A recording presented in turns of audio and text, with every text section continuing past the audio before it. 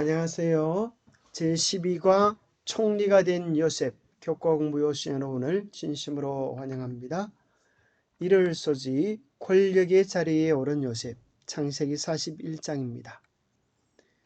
드디어 고생이 끝나고 애굽의 최고의 자리 총리에 오른 요셉을 만납니다. 42장 7년 풍년이 끝나고 이제 기근이 되어서 곡식을 사러 온 형들을 만나게 됩니다. 특별히 요셉과 베냐민의 특별한 관계를 43장에서 만나고요. 44장 그들을 다시 한번 시험하는 내용이 나옵니다. 창세기 45장 그들의 형제 애와 변화된 삶을 발견하고 당신들의 아우 요셉이라고 고백하는 요셉의 고백과 만남이 나옵니다. 기억절 바로가 또 요셉에게 이르되 내가 너를 애굽 온 땅의 총리가 되게 하노라 하고 창세기 41장 41절 깨닫기 악을 선으로 바꾸심으로 요셉을 축복의 통로로 사용하신 하나님의 섭리를 확인한다. 모든 것을 하나님의 섭리로 여기고 형들을 용서한 요셉의 모습에 감동한다. 행하기 삶의 모든 순간 함께 하시는 하나님의 은혜를 인정하며 신실한 그리스도인의 삶을 살아간다. 이를 소지 권력의 자리에 오른 요셉. 드디어 요셉은 부모님을 떠난 참으로 13년간의 종살이를 끝내고 바로의 꿈을 해석함으로 애굽의 총리의 자리에 앉게 됩니다. 바로는 요셉을 만나 크게 감탄하며 이와 같이 하나님의 영에 감동된 사람을 우리가 어찌 찾을 수 있으리요. 요셉에게 이르되 하나님이 이 모든 것을 너에게 보이셨으니 너와 같이 명철하고 지혜 있는 자가 없도다. 너는 내 집을 다스리라. 내 백성이 다 내 명령에 복종하리니 내가 너보다 높은 것은 내 왕자뿐이니라. 참으로 요셉이 엄청난 영광의 자리에 앉게 되는 것을 발견합니다. 사실 창세기의 주인공은 요셉이 아니라 우리가 아는 것처럼 하나님이십니다. 하나님은 놀라운 섭리로 당신을 믿고 신뢰하는 당신의 종을 저버리지 않으십니다. 형들에게 팔려가는 참으로 기구한 삶이었지만 하나님은 그것을 그 당시 최고의 강대국 애굽 유학의 길로 전환시켜 주십니다. 보디발의 아내의 유혹이 있었지만 하나님을 바라봄으로 승리하게 되어지고 하나님 앞에 신실한 그의 삶이 인정받습니다. 그는 이제 또 감옥으로 가게 되지만 그곳에서 두 관원의 꿈을 해석해 주면서 그는 왕궁 예비학교에 입학한 은혜를 누리게 됩니다. 왕궁의 법도를 그곳에서 배우게 됩니다. 2년간의 기다림 후에 드디어 바로 앞에 서게 되는 놀라운 영예를 누리게 되어지는데 만약에 술 맡은 관원이 복귀하여서 즉시 요셉을 기억했더라면 아마 그는 말들이나 치는 최하위 계급에 수고하지 않았을까요? 그러나 이 모든 기다림 방해거리들이 알고 보니 하나님의 놀라운 섭리 속에서 선을 이루는 아름다운 도구들이 되어 있었음을 발견합니다. 요셉은 애굽의 제사장 보디베라의 딸 아스낫을 아내로 삼고 두 아들을 낳습니다. 첫 번째 아들의 이름을 므낫세. 그 뜻은 내 모든 고난과 내 아버지의 온 집 일을 잊어버리게 하셨다. 잊게 하는 자라는 뜻의 므낫세. 둘째 아들을 낳고 에브라임이라고 이름을 짓고 그 의미는 수고한 땅에서 번성하게 하셨다. 그렇게 이름을 짓습니다. 므낫세, 있게 하는 자. 에브라임, 두 배의 결실 번성 창성합니다.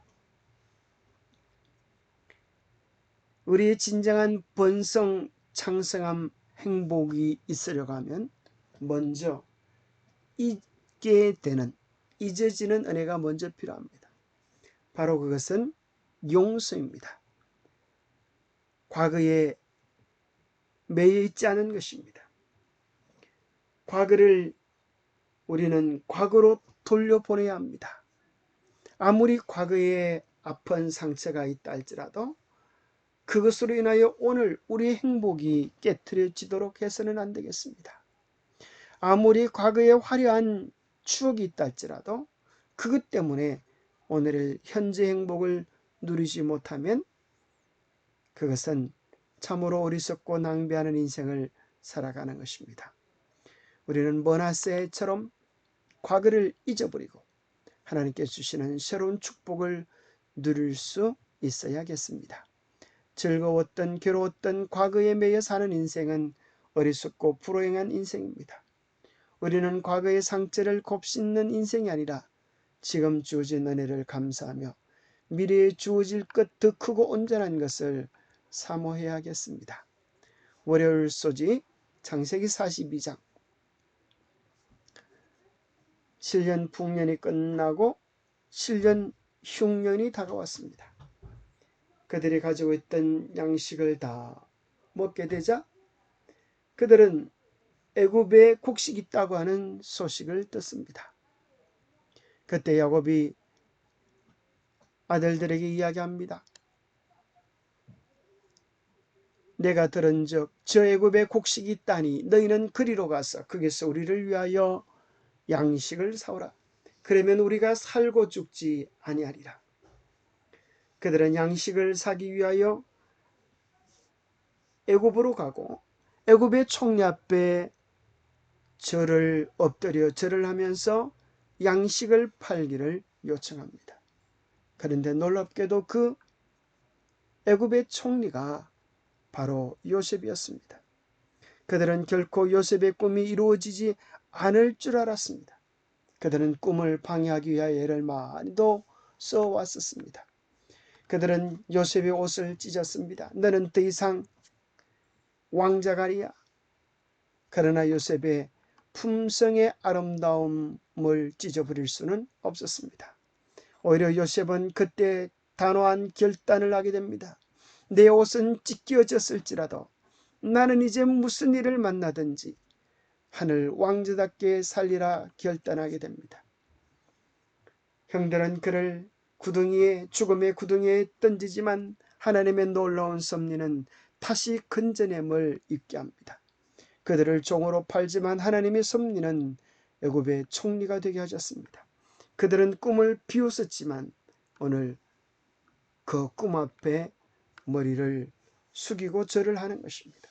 꿈이 성취되어진 모습을 보면서 우리는 역전의 명수이신 하나님을 만나게 됩니다. 또 재미있게도 창세기 42장에는 인과응보적 사건이 발생하는 것을 발견하게 됩니다. 그때 요셉을 팔아버릴 때 서로 언론하고 또 애걸하는 요셉을 외면했었는데 오히려 이 입장이 뒤바뀌어졌습니다. 그들이 했던 과거의 사건이 오늘 똑같이 재현되는 것입니다. 그들은 요셉을 팔아버리려고 서로 이야기했지만 이제 그들은 감옥에 갇혀져서 서로 언을 하면서 요셉이 감옥에 갇혔던 것처럼 그들은 이제 감옥에 갇혀져서 그들의 요셉의 애거를 무시했던 자기들의 과거를 기억하면서 오늘 그들의 애걸함이 무시되는 것을 경험합니다. 핏값을 치르게 된 두려움을 경험하면서 특별히 요셉을 포박하는 일에 앞장섰던 시몬이 다른 형제들은 다 고향으로 돌아가지만 그는 결박되어져서 다른 형제들이 올 동안 감옥에 있습니다. 요셉을 결박했던 시몬은 그가 결박당하는 아픔을 경험합니다. 우리는 재미있게도 하나님의 놀라운 섭리는 인과응보적으로 임하여서 과거 자기들이 했던 것을 되돌려 봤습니다. 자, 요셉은 그들에게 이야기합니다. 다른 형제들은 다 왔는데 베냐민이 오지 않은 것을 보고 깜짝 놀라서 혹시 베냐민도 자기와 같은 어려움을 당한 것은 아닐까 섬짓 놀라서 너희들이 막내 아우를 여기 데려오지 못하면 너희가 스파인 줄 알리라. 그렇게 단호한 이야기를 합니다. 그래서 그들은 이제 양식을 가지고 살아가면서 시몬은 감방에 갇혀 있고 베냐민을 데리고 와야 시몬을 구할 수 있고 또 다음 양식을 살 수 있게 되어집니다. 처음에는 베냐민을 잃을까 두려워하여서 야곱이 베냐민을 보내주지 않았지만 그러나 가만히 있으면 온 가족이 다 굶어 죽을 입장이 되어지자 유다가 그의 아버지에게 이야기합니다. 저 아이를 나와 함께 보내시면 우리가 가리니 그러면 우리와 아버지와 우리 어린아이들이 다 살고 죽지 아니하겠습니다. 내가 그를 위하여 담보가 되오리니 아버지께서 내 손에서 그를 찾으소서. 내가 만일 그를 아버지께 데려다가 아버지 앞에 두지 아니하면 내가 영원히 죄를 지으리다. 유다의 간곡한 요청에 아버지는 베냐민을 그들에게 맡겨줍니다. 드디어 베냐민과 그의 형들이 이제 애굽으로 오고 요셉은 눈을 들어 자기 어머니 아들 자기 동생 베냐민을 보고 너무나 감동합니다. 오랫도록 보고 싶었던 그 아들을 보고 참으로 북받쳐 오르는 정을 억제할 수가 없었어. 그는 안방에 들어가서 울고 얼굴을 씻고 나와 그 정을 억제하고 음식을 차리라 명합니다. 베냐민에게 다른 사람들보다 더 많은 5배의 음식을 주면서 특별한 사랑을 베푸는 모습을 발견합니다. 자, 만약에 그의 형들이 베냐민을 데리고 오지 못하면 그들은 꼼짝없이 굶어 죽을 어려움에 빠지게 됩니다. 베냐민이 그들에게 있어서 구원의 효과를 가져왔던 것처럼 예수 그리스도는 죄로 죽을 우리들에게 구원을 가져다 주시는 베냐민이 되는 것입니다. 왜 요셉이 베냐민을 편애했을까요? 바로 그것은 특별한 그의 이복 동생이었고 그와 아픔을 같이 한 아들이었기 때문입니다. 어머니가 없는 아들, 그 형제들 사이에 혼자 당할 외로움과 왕따와 어려움들을 생각하니 너무나 말할 수 없는 동정의 눈물을 흘리면서 베냐민을 끌어안는 것입니다.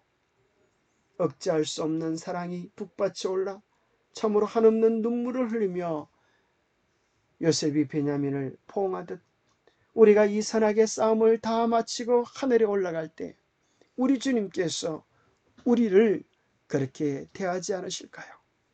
거룩하게 하시는 이와 거룩하게 함을 입은 자들이 다 한 근원에서 난지라. 그러므로 형제라 부르시기를 부끄러워하지 아니하시고 그러므로 그가 범사의 형제들과 같이 되심이 마땅하도다. 우리를 구원하기 위하여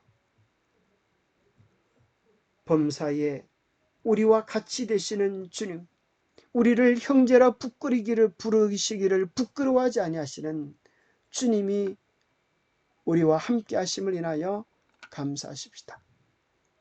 수요일 소재는 창세기 44장입니다. 다시 한번 그들의 참된 회개와 마음의 품성이었다함을 시험하기 위하여 요셉은 베냐민의 자루에 점치는 은잔을 숨겨놓습니다. 재물과 양식과 이제 베냐민을 때리고 모든 것이 다 회복하여 기쁜 마음으로 집으로 돌아가는 그들에게 애굽의 병사들이 따라옵니다. 그리고 너희가 어찌 우리 주인의 것을 도둑질하느냐? 그들은 깜짝 놀라서 우리는 결코 그렇게 하지 않았습니다. 만약 누구에게든지 그 은잔이 발견되면 그는 죽을 것이요 우리는 다 주의 종이 되겠습니다. 그렇게 고백했습니다. 그들은 전혀 요셉이 무슨 일을 했는지를 알지 못했습니다. 드디어 나이 많은 자부터 시작하여 나이 적은 자에게 조사를 하였는데 바로 그 잔이 베냐민의 자루에서 발견되었습니다. 그때 그들은 얼마나 놀랐겠습니까? 그들은 이제 베냐민이 죽임을 당하고 그들은 다 종이 되어야 마땅한 처지에 빠지게 된 것입니다. 그때 그들은 베냐민에게만 그 문제를 어려움을 당하도록 내버려 둔 것이 아니라 그들 모두가 그 일을 함께 지기로 작정하는 것입니다. 특별히 그 가운데 유다는 대표로 서서 그 당시의 상황을 이렇게 설명합니다. 그가 대표하여서 참으로 그 상황을 설명하기를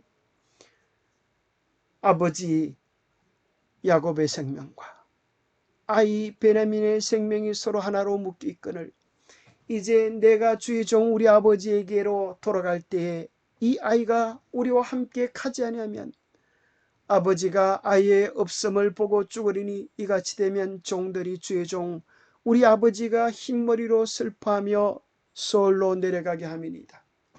주의 종이 내 아버지에게 아이를 담보하기를 내가 이를 아버지께로 데리고 돌아오지 아니하면 영영이 아버지께 죄짐을 지리다 하였사오니 이제 주의 종으로 이 아이를 대신하여 머물러 있어 내 주의 종이 되게 하시고 이 아이는 그의 형제들과 함께 올려 보내소서.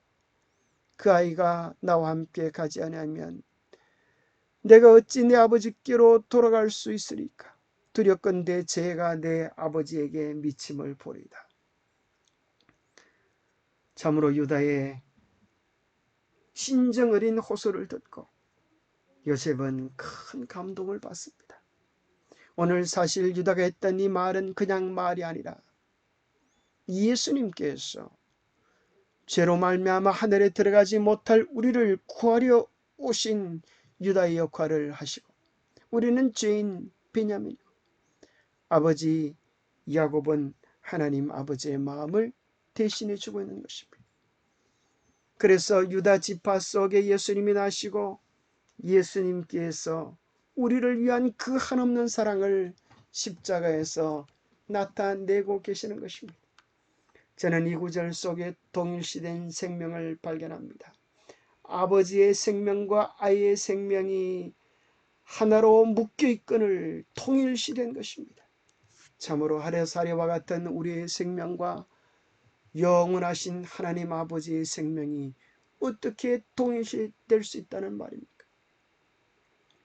그래서 십자가가 생긴 것입니다. 우리가 아직 죄인 되었을 때에 그리스도께서 우리를 위하여 죽으심으로 하나님께서 우리에게 대한 자기의 사랑을 확정하셨습니다. 우리에 대한 하나님의 사랑을 십자가를 통하여 확정해 주셨습니다. 십자가는 예수님뿐 아니라 하나님이 우리를 위하여 목숨을 버리신 사랑의 증거인 것입니다. 유다가 베냐민을 대신 자신을 담보했던 것처럼 주님께서 우리를 대신하여 우리의 죄를 위하여 죽으사 우리를 하나님 앞으로 인도하려 하신 것입니다. 십자가는 바꾸어진 장소입니다. 우리와 운명이 바꾸어지고 우리의 죄가 주님의 죄가 되어지고 주님의 의로움이 우리의 의로움으로 바뀌어지는 거룩한 교환의 장소입니다. 우리 주님의 부함이 우리의 부함이 되고 우리의 가난과 저주가 주님의 것이 되어졌습니다.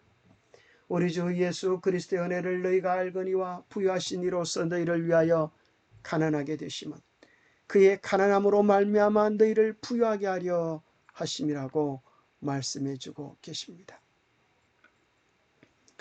창세기 45장 목요일, 참으로 유다의 간곡한 호소를 듣고 요셉이 마음에 큰 감동을 받아 마음속에 솟구쳐 오르는 정을 억제하지 못하고 소리 지르며 애굽 사람들을 물러가게 하고 요셉이 그 형들에게 고백합니다. 나는 요셉입니다. 아버지가 아직 살아계십니까? 형들은 깜짝 놀라서 아무 대답을 하지 못하는 것입니다. 요셉이 형들에게 다시 이야기합니다. 내게로 가까이 오십시오. 나는 당신들이 애굽에 판 바로 그 동생 요셉입니다. 당신들이 나를 이곳에 팔았다고 해서 근심하지 마십시오. 한탄하지 마십시오. 하나님이 생명을 구원하시려고 나를 당신들보다 먼저 보내셨음이니다 라고 고백합니다. 우리는 이 속에서 한없는 사랑을 발견합니다. 정을 억제하지 못하고 속에서부터 솟구쳐 나오는 사랑, 자기들이 지은 죄로 인하여 두려워 떠는 그들에게 한탄하지 마소서, 근심하지 마소서. 하나님이 당신들의 생명을 구원하시려고 나를 당신들보다 먼저 보내셨던 것입니다 하면서 너그러운 마음으로 그들의 허물을 용서하는 것입니다. 요셉의 형제들은 그들이 보고 듣고 있는 것을 도무지 믿을 수가 없었습니다. 그래서 요셉은 다시 한번 반복하는 것입니다.